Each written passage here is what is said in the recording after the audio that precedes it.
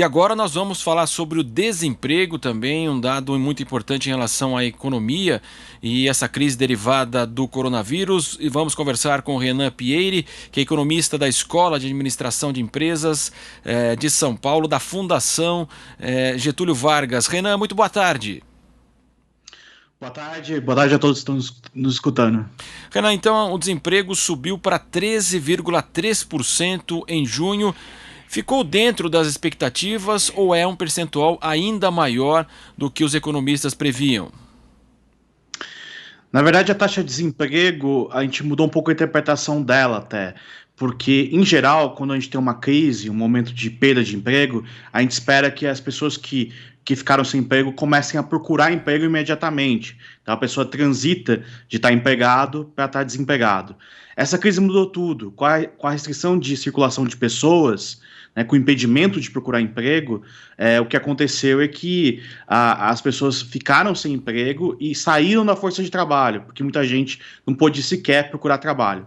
Então, a taxa de desemprego ela subiu, o que é uma notícia claramente ruim, mas o que mais preocupa é a quantidade de pessoas que saiu do mercado de trabalho e que nos próximos meses deve voltar a procurar trabalho, engrossando ainda mais a taxa de desemprego. Como é que é feito esse critério na pesquisa, Renan? Saber se a pessoa procurou ou não procurou emprego? Tecnicamente, como é que é feita essa sondagem? A pessoa, para estar desempregada, ela não pode, obviamente, estar trabalhando, recebendo algum rendimento de trabalho, e ela tem que ter procurado o trabalho nos últimos 30 dias.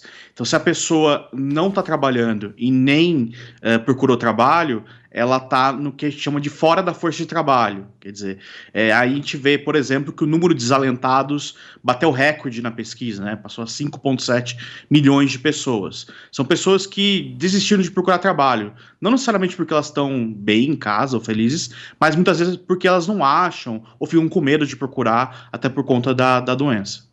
Nós tivemos aí também um dado: 12,8 milhões de pessoas estão sem trabalho no país. E antes mesmo da pandemia, o número é muito elevado, né, Renan? Isso, a gente teve uma crise muito forte em 2015 e 2016. A 2017, a taxa de desemprego atingiu aí dos pontos máximos da história, que é 13,3%, que é o nível atual, e desde então a gente vinha lentamente reduzindo o desemprego no país, primeiro com empregos informais e depois, no ano passado, com empregos com carteira assinada. Mas essa trajetória de lenta redução do emprego foi interrompida agora com a crise do Covid. A gente, basicamente, esses últimos 2 anos que a gente teve de evolução do emprego, a gente meio que perdeu nesses primeiros meses de 2020. Muitos até falam em década perdida, infelizmente, para o Brasil, infelizmente de fato.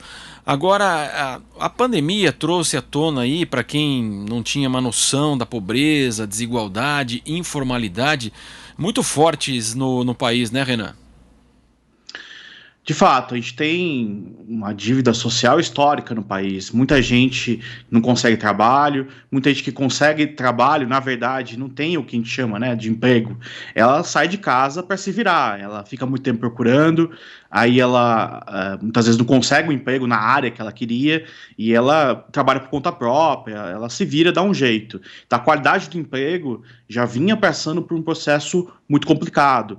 O país, para gerar emprego, bons empregos formais, ele tem que crescer mais. E o nosso crescimento econômico tem sido muito baixo nos últimos anos, a taxa de investimento vem caindo, então nos últimos 5 anos a gente vem passando uma situação complicada. E isso tudo muda, né? Só vai mudar se a gente conseguir avançar nas reformas que vão trazer um aumento de produtividade para o país. Se não acontecer nada, a gente vai ficar nessa história de cresce um pouquinho, gera um pouco mais de emprego, tem uma crise, volta para trás, enfim, não resolve o problema dos brasileiros. Porque quando a gente fala 13 milhões de desempregados, um número expressivo, mas depois dessa pandemia a gente percebe que o número é muito maior, inclusive, né? 13 milhões são aqueles que, como eu disse, estão sem trabalho e estão procurando emprego. Mas, se a gente considerar o total de pessoas desalentadas, que são aquelas que simplesmente desistiram de procurar trabalho, mais aqueles que estão subutilizados, quer dizer, eles trabalham menos horas do que gostariam, do que desejariam para pagar suas contas, a gente, antes da pandemia, esse número era de 28 milhões de pessoas no país. Agora, possivelmente, com a perda de mais de 8 milhões de postos de trabalho no Brasil, esse número aumentou bastante. Então, a realidade do emprego no Brasil é possivelmente o nosso principal problema hoje.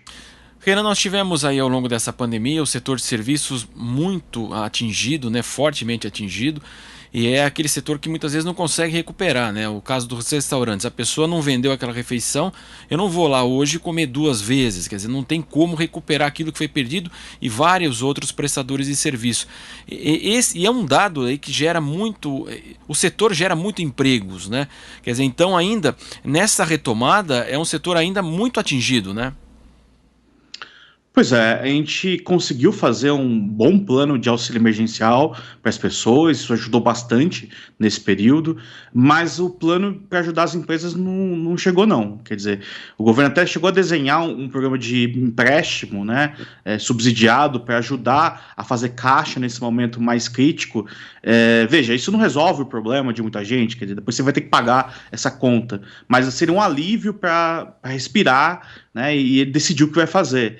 Mas esse dinheiro acabou não chegando na ponta, teve muita burocracia, então teve muito empresário que se endividou da maneira tradicional, com empréstimos caros, teve muita gente que vendeu coisa, vendeu carro, casa para conseguir pagar as contas, e enfim, eu acho que o que mais acho que atrapalha agora o setor de comércio e serviços é a incerteza com relação ao futuro, quer dizer, quanto tempo a gente vai ficar nessa situação, qual a velocidade da abertura, será que vai ter um retrocesso ou não? Então tudo isso é um drama, né, que muitas pequenas e médias empresas têm vivido hoje no Brasil.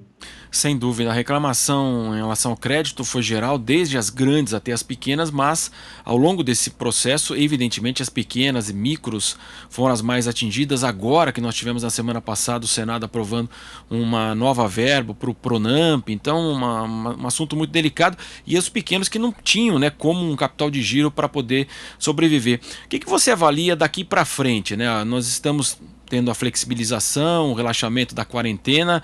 O que você espera para esse segundo semestre? Olha, o segundo semestre, tradicionalmente, ele é sempre melhor que o primeiro, né? Conforme vai chegando no final do ano, a gente tem eventos como Black Friday, depois o Natal, que movimentam bastante o setor de comércio e de serviços.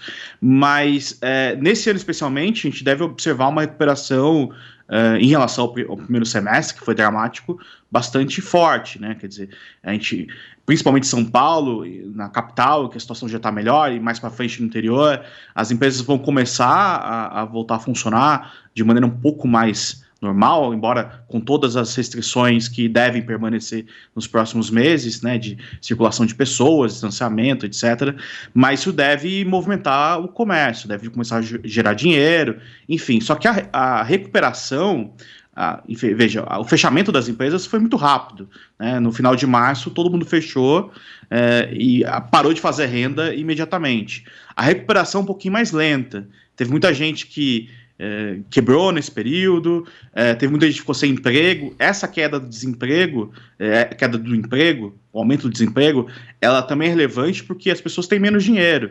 Pessoas com menos dinheiro consomem menos, menos dinheiro circulando na economia. Então a recuperação ela vai acontecer, claro, mas ela é um processo lento, que primeiro começa, em geral, com empregos informais, quer dizer, aquela pessoa que está lá em casa esperando trabalho, ela sai para tentar fazer alguma coisa, para vender algum produto, e só depois, com a economia recuperando a confiança, que a gente observa investimentos mais fortes que geram os empregos formais.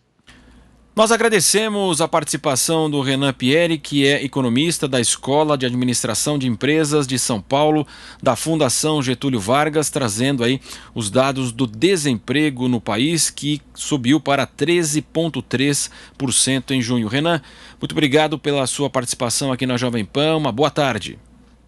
Uma boa tarde para você também.